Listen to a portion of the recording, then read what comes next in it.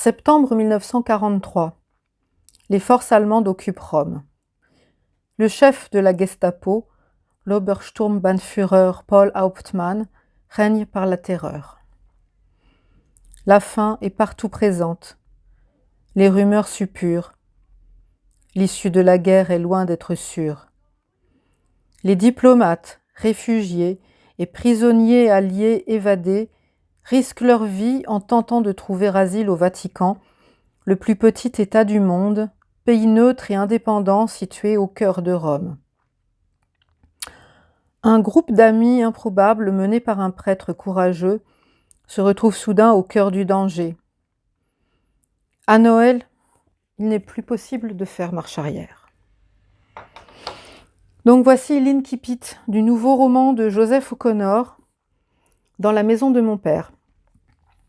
Il s'agit du premier volume d'une trilogie qui se passe à Rome pendant la Seconde Guerre mondiale.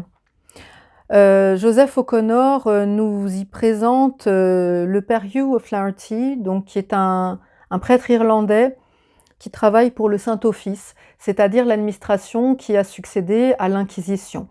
Il est au Vatican, mais c'est un prêtre un peu rebelle et qui n'accepte pas vraiment la manière dont le Vatican gère ses relations, on va dire, avec les nazis. Et donc il décide, à force de voir des gens dans des situations très difficiles, de leur venir en aide et crée une filière d'évasion. Avec un groupe de résistants, on peut bien les appeler comme ça, il va fonder ce qu'ils appellent le chœur, c'est-à-dire que le chœur leur sert de couverture, bien entendu, pour se réunir. Et ils vont mettre en place donc toutes sortes de manières de collecter de l'argent et ensuite de faire évader, de loger et de faire ensuite évader des prisonniers et des juifs. Et donc le chœur est composé d'une galerie de personnages tout à fait intéressante. C'est évidemment le grand talent de Joseph O'Connor de toujours faire vivre des personnages qui sont très différents les uns des autres, qui sont toujours très attachants également. Et donc il nous présente les différents membres de ce chœur qui bien sûr est sous la houlette de Hugh O'Flaherty.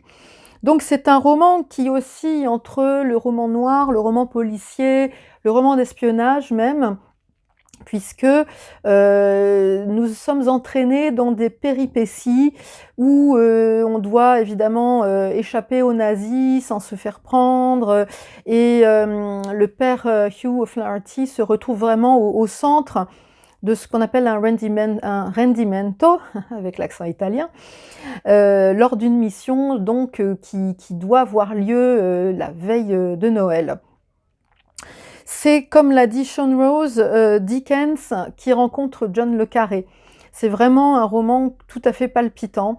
Et on y retrouve également, bien entendu, toute l'atmosphère habituelle de Joseph O'Connor, comme il avait si bien su le mettre en scène dans Le Bal des Ombres, avec en plus, cette fois-ci, quelque chose de tout à fait génial pour moi, c'est la ville de Rome, qui ici n'est pas un simple décor, mais qui fait vraiment partie en fait des personnages. Et pour toutes les personnes qui aiment Rome, je pense que vous allez forcément vous délecter de ce livre, car ce n'est pas la Rome touristique qu'on découvre ici, mais c'est vraiment une ville extrêmement vivante avec de vrais personnages qui n'a rien à voir avec ce qu'on a l'habitude de voir.